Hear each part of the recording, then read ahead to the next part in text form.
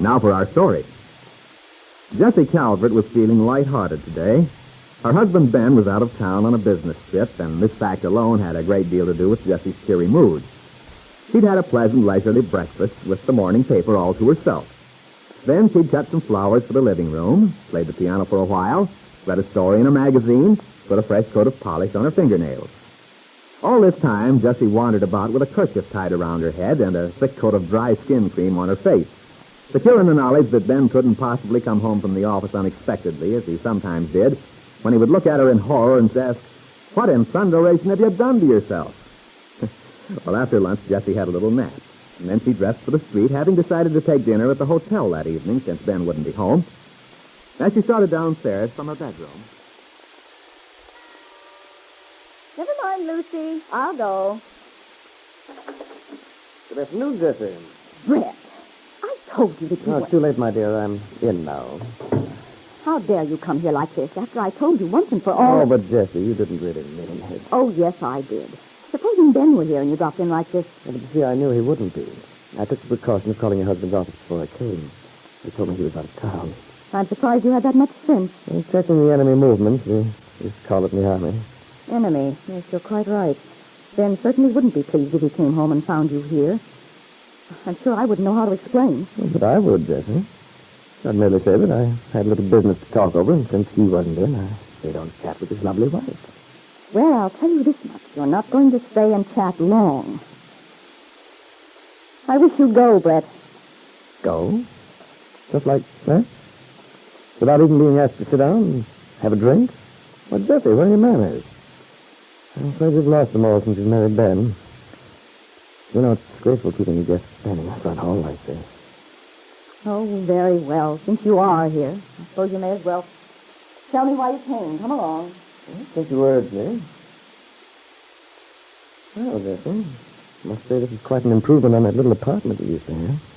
Grand piano, thick rug, everything that money can buy, huh? And yet, you know the old saying, it takes a steep a living. Oh, stop it, Brett. You're not the least bit funny. Yeah? None of that little apartment of yours is very well. You'd invite me for dinner. We'd have a few cocktails first. There was one gown you had. I believe it was sort of golden color. It looked lovely in it. It seemed to fit your personality so beautifully. I remember we often used to forget all about dinner. Brett, why do you insist on hounding me like this? But, darling, I'm not hounding you. I simply got hungry for feminine companionship. Jessie, you're so deliciously feminine. I'm a married woman, and you're unspeakable to be talking this way. Unspeakable. Oh, Jessie. Oh, that's too wonderful. You trying a respectable matron act on me. Darling, it simply doesn't fit you. You're much nicer as a grisette, the charming mistress of a man's heart, rather than as a guardian of an overfurnished middle-class home. Well, I'm not responsible for the furnishings of this house. Just wait till I... Never mind. Yes, Jessie? Wait until what? Nothing. Yeah, I know you so well. You were thinking, just wait till I get my hands on Ben's money. Will I show this town a thing or two? Will I make him sit up and take notice? Oh, you and your imagination. Tell me, darling, have you persuaded the old boy to sign over his will and be good to you yet? We're wasting so much time, you and I. That's a pity, too. You're only fairly young once, you know. You'll run along and answer, dear. Probably your lord and master. Hello? This is long distance. Miami Beach is calling. Is Mr. Calvert there, please? Mr. Paul Cromwell calling. Paul Cromwell. Well, Mr. Calvert isn't here. Can you tell us when he's expected to return? He's out of town. He won't be home until late tonight or tomorrow morning. Operator, find out who's talking, please. Who is this speaking, please? This is Mrs. Calvert. It's Mrs. Calvert. Do you wish to speak to her? Yes, operator, I'll talk to her. Very well. Go ahead, Miami. Here's your party. Hello? Hello? Is this Mrs. Calvert? Yes. Look here, this is Paul Cromwell. Paul Cromwell. You're a friend of Kit's, aren't you? Well, yes. That is, I've known her for some time. That's why I'm calling now. I don't know whether you people are aware of it, but Kit's here in Miami. Oh, so that's where she went. No, we didn't know. We'd had no idea of Kit's whereabouts since she left Whiskey. I suspected that. Well, the thing is, Mrs. Calvert, Kit's in rather bad shape. She is? You mean she's ill? Yes. What's wrong with her? Well, it's rather difficult to explain. I mean, she's not physically ill exactly, but Well, then what is the matter? the fact is, Kit's apparently had a mental breakdown. That is to say, she's completely out of her head at present. Oh, good heavens. And we've had rather a beastly difficult time with her. She's under a doctor's care, and we have a nurse, but the point is, she ought to be with her own people. You understand? Yes. Yes, of course. In other words, I can't take the responsibility of looking after the girl. It's her father's responsibility. Yes, certainly, Mr. Cromwell.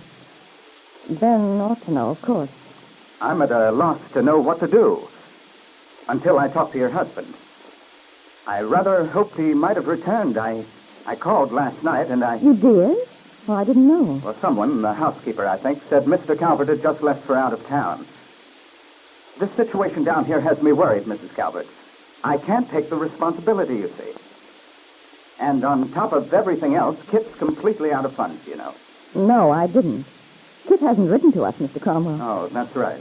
Well, in any case, the doctor's recommendation is that someone be sent immediately to bring the girl home, where she can be looked after properly. The whole thing is extremely urgent, Mrs. Calvert. I wish you could know how very urgent. Yes, I believe I understand well enough. A mental breakdown. It's a serious thing. Believe me, we've had a time of it. Fortunately, I was able to find a doctor who seems to be quite competent. But he's not a specialist. And that's what you'll need. A psychiatrist. Yes, yes. Well, Mr. Cromwell, I'll certainly tell Ben as soon as he returns. I only wish I knew where to reach him in the meanwhile, but frankly, I don't. Well, I'll be waiting to hear from him. I'm staying at the Vista Del Mar Hotel. Vista Del Mar Hotel? That's right. Thank you, Mrs. Calvert. Goodbye. Goodbye. I gather that was a call concerning the prodigal daughter. Yes, it was. She's ill. Mental breakdown, according to what this Paul Cromwell says. And this Cromwell, former lover, I suppose. Mm-hmm. Apparently, she scooted right down there. She's in Miami. Well, judging from the conversation at this end, Cromwell wants to get out from under the responsibility. That's right. Can't say that I blame him. Mentally ill. It's bad, Jesse. I'm afraid you might find it rather unhandy having Miss Calvert around, picking daisies off the living room carpet. I'm not going to have her. Yeah, but what else can you do? She's mentally ill, in need of care. Father's bound to rally round. That'll put quite a few spokes in your wheel, wouldn't it? And everything is going just the way you wanted. At least that's what she's been saying. Oh, why does she have to come into the picture again? Well, you can't blame the girl for cracking up. She really has. Of course, it's maybe a stunt. Seeing as Cromwell may have cooked it up between them as a play for sympathy from old money bags. Such things have been done before, you know. If that's what it is... No. No, I swear Cromwell was telling the truth. He sounded quite frantic. No, I think she's ill, all right. Well, maybe she is. But, Jesse, if you took my advice about this, you'd... As it is, I'm afraid you're going to be stuck with your charming stepdaughter for a long time to come. You're wrong about that, Brett. Kit's not coming here. I'll see that she doesn't. In her preoccupation with this new problem, Jessie had unconsciously been talking to Brett Cameron as if they had an understanding. Almost as if they were accomplices. Kit must not come back, she was thinking. Every day, Jessie's goal had been coming closer in view. The moment when Ben would decide to cut his daughter off completely. Jessie imagined her own name placed on those precious documents in Ben's safety deposit vault, which meant financial security for the rest of her life. But if Kit came home, all Jessie's dreams would be destroyed. And Jessie was determined not to let that happen. Now for our story. Tonight, in the scattered farmhouses around Wakefield and in the little town itself, there was a bustle of excitement. Young girls pinned flowers in their carefully arranged hair, young men furiously polished their shoes, and mothers and fathers got into their best clothes. All this happy activity was in preparation for the grand opening of the supper club, which Lily Devon had been working so hard to get started, and for which Aunt Mary Lane had such high hopes as a place the local teenagers might consider their very own. Bill Meade had called for Peggy Douglas, his fiancée, in a brand-new Ford sedan. He was wearing the same dark blue suit he'd had before he went into the Army, and although it was a little snug across the shoulders, Bill looked very handsome in it. Peggy was waiting for him, lovely in a white dance frock with a long, full skirt. Now, as they get into the new car, Bill starts the motor. Listen, Peggy. Pretty smooth, isn't it? Oh, it sounds wonderful. Oh, boy, it's a relief to have a decent car again. Listen to that purr. It sounds fine. Not that I know anything about the insides of a car. Well, guess we better get started, huh? So we're a little early. Do you think Hal and Mary will be ready? No, they are. It won't matter. Hey, is Randy going in with Aunt Mary and Lester? Uh-huh. Or he's not taking a girl, then? No, I guess not. Well, he probably intends to spend most of his time with Lily anyway. Yeah, I suppose so. But I imagine she'll be pretty busy. And she has to see that everything runs smoothly. And I believe she intends to entertain as well, so she'll have her hands pretty full. Yeah. Hey, I'm really looking forward to this evening, aren't you? Oh, you bet I am. We ought to have a swell time. Well, according to Lily, the place looks very nice. Oh, gosh, but I hope it'll be a big success. Aunt Mary's had her heart set on this scheme for an awfully long time. No, I don't see any reason why it shouldn't go over. It certainly won't have any competition. There's nothing like it in town. I know. Some of people get used to the idea of it. I talked to Carla on the phone today. She was so excited about going. Yeah, I'll bet she was. Well, she told me this is the first dance she and Mary have been to since they were married. No. I'll be darned. Well, you know how Mario's always been. Never wanted to go anywhere. At least not anywhere that meant people would be looking at Carla. No, Bill, I think you and I can help those two a lot. What they need more than anything is friends. Real friends. Oh, sure they do. It's a good thing Mario got over being mad. I hated the guys being sore at me, especially when it was caused by a crazy gossip. Yeah. You know, I still can't figure out how a rumor like that got started. Neither can I. And that's no use trying to understand it, Bill. Just one of those things that happens. Yeah, I guess so. Somebody makes an offhand remark, not meaning anything particular by it. And then the next person repeats it and adds something of his own. And before you know it, there's a totally false story going around, being repeated as gospel truth. Yeah. I think the best thing is not to pay any attention to it. Just let it die out by itself. And so far as Carl and Mario are concerned, we don't need to worry about that anymore. Oh, I sure hope not. Yeah, I like them. They're nice, simple, down-to-earth kids. Mm-hmm. We can have a lot of fun together, the four of us. Yes. And as I say, we can help them a lot, too. We take them around with us and get them acquainted with people. I think that's what they need. Oh, tonight ought to be a good time to start. I imagine everybody in town is old enough to walk or be there. As people haven't talked about anything else all day. I know. And let's sort of keep an eye on Carl and Mario, shall we? I mean, to be sure they don't feel lonely or anything. All right, darling. Gosh, you're turning into quite the little fixer-upper. Well, it's just that they may feel shy, being around so many strangers all at once. And as you say, everybody and his brother will be there tonight. Bill reached out and took one of Peggy's small hands in his. The two young people lapsed into a contented silence, happy in their love for each other, and in a youthful satisfaction that they might be able to help others to find happiness, too.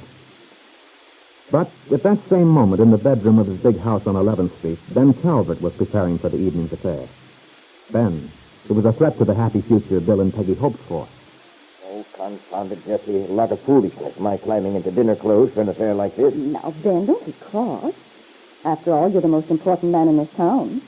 Someone has to carry on the traditions of civilization. Well, if there's anything civilized about a shirt that's stiff as a board, a collar that practically chokes you, and a hot, uncomfortable coat, I'd like to know what it is. Oh, darling. Stop complaining. You look very handsome. Oh, I can imagine. Really, you do. You might return the compliment. What? You haven't even looked at me. Oh, Jesse, you do look striking. That dress that you off just right. Ben, this isn't what you call a dress. It's a gown. Well, what's the difference? You'll understand when you see the bill. Oh, well, it does you proud, Jesse. Whatever it costs. I wanted to be a credit to you, Ben. I thought we should let this town know we're not ashamed, that we're not afraid. Do you really like it? Oh, very lovely, Jesse. Shoulders like a young girl, smooth and so white. Jesse, Be careful, Ben, my hair. You're very sweet, Ben, but I just think we'd better get started, don't you? It's rather late. Well, I suppose we must. But first, there's something I have to tell you. I've been postponing it, but I feel I can't any longer. No? What is it, Jessie? Let's go downstairs, then. If you're quite ready? I'm as ready as I'll ever be. Ben, I had a telephone call while you were away. It was from Paul Cromwell in Miami Beach. Cromwell? Yes. It seems that's where Kit is right now. So, that's where she went. It's odd, though. Kit hasn't seen Cromwell since he was in New York several years ago. I wouldn't be too sure about that. I have a feeling they saw each other much more recently. But that doesn't matter now, Ben. Kit followed Paul to Miami. And the point is, according to him, she's in very bad shape. What? She's ill. Kit ill? Well, what's wrong with her? Did Cromwell say? Yes, Ben, he did. I don't know how much truth there is in it, and personally I'm not inclined to question his story. He's rather a devious character from what I've heard of him. Or wouldn't you say so? I've never been overly fond of him. But for heaven's sake, tell me, Jessie. If Kit's really ill, then According to Paul, she's had what you might call a mental breakdown. Good heavens. I was afraid you'd be upset, Ben. That's why I rather hated to tell you. On the other hand, I didn't want you to think I'd withhold information about Kit. I mean, in case the story is true. Though, personally, I very much doubt it. It sounds to me as if Kit and Miss Cromwell cooked up a scheme with the idea of getting Kit back in your good graces. She must have told him what happened. They both knew you were bound to be washed up with her, and that you had a right to be. Yes, Jessie, but that's just supposition on your part. It doesn't sound like Kit to fake illness like that. Especially that sort of an illness. Doesn't it, then? And yet 6 months ago you would have said it didn't sound like Kit to take another woman's child and pawn him off to her father as his own grandson. I thunder, I certainly wouldn't have thought that of him. Well, there you are, then. Kit demonstrated that she'll use every trick in the book to get what she wants from you. And she very nearly succeeded in hoodwinking you this last time. Now, having failed, she's simply trying a different tactic. Yes, I suppose you're right. If she'd pulled a stunt like that before, I wouldn't put anything past her now. She knows I'm angry. No doubt Miss Cromwell convinced her that if she pretended to be ill, I'd forgive her. Exactly. And you notice she didn't pretend to be physically ill. That's too easy to disprove. But anyone can pretend to be out of his head. And it's usually very hard to prove whether it's faked or genuine. All right, Jessie. Just another of Kit's tricks. Well, this is one time she'll not get by with it. She'll have to paddle her own canoe as best as she can. But Ben Calvert's daughter was gravely ill and very much in need of proper care. If Ben refuses to come to Kit's aid, what will happen to her? She's out of funds and without friends. Yes, Jessie, you long to see Kit banished from her father's house, cut off from the financial protection he can give her. And now, at last, you have what you wanted. And yet, Jessie, Ben may change his mind when he thinks things over. Now for our story.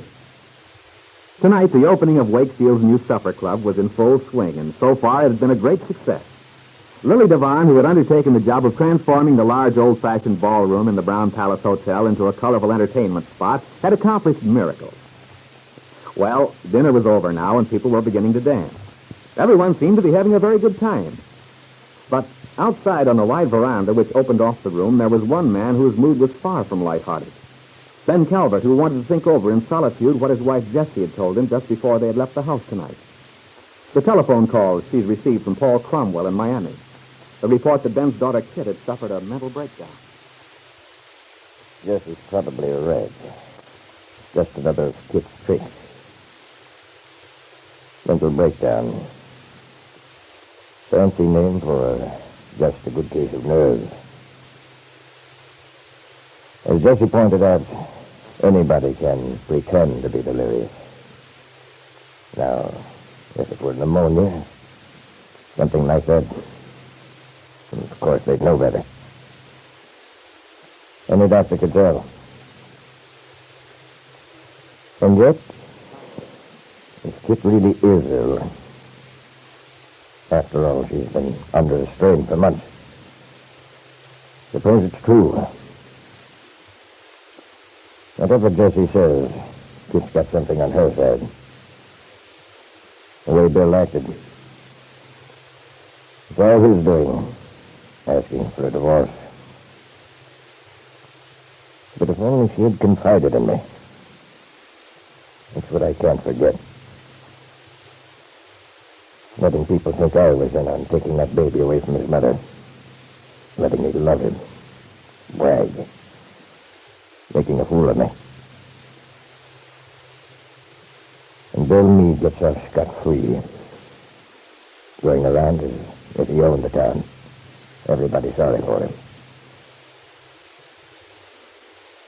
Well, when they hear about Bill Meade and Mario Descatter's wife, things will be different. Wakefield won't stand for that sort of thing.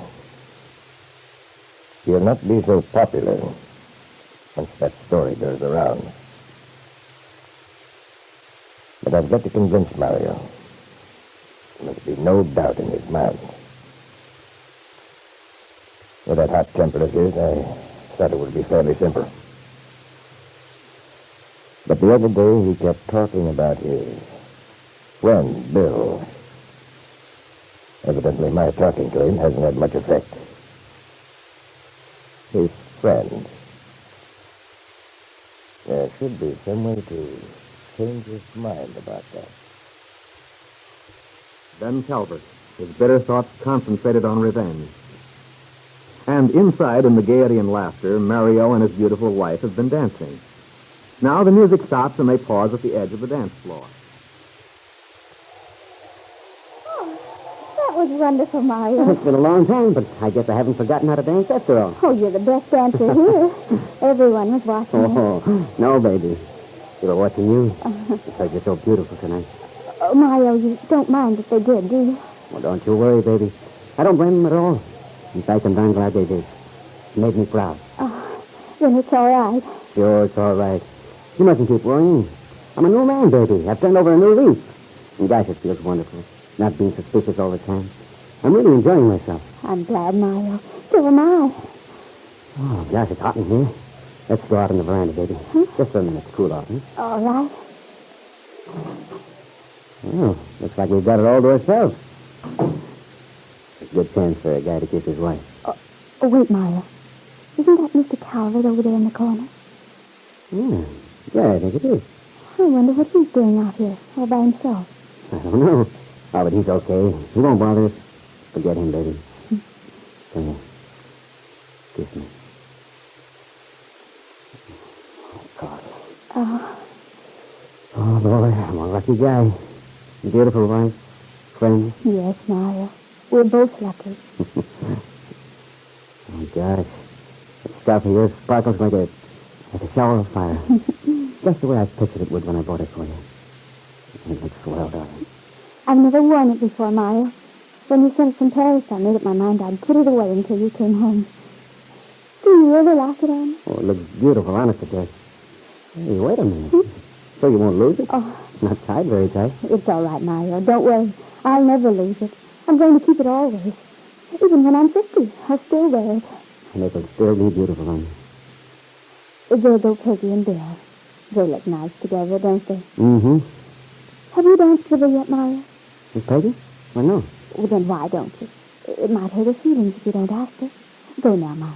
But, well, if you want me to. But what will you be doing? Never mind, darling. I have something to do.